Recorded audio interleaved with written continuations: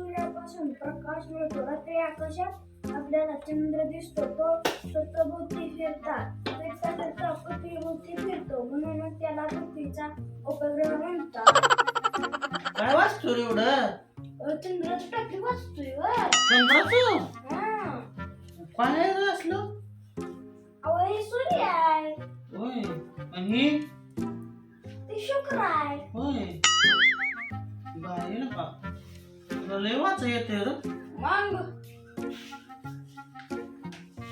तुला एक प्रश्न विचारू का? विचार की. की चंद्र पृथ्वीभोवती काय बरं फिरत असत? अहो त्याला परिभ्रमण म्हणतात. होय हा. आपण तुझ्या मम्मीला विचारूया आता काय म्हणते बघू. होय शीतल, शीतल. काय झालं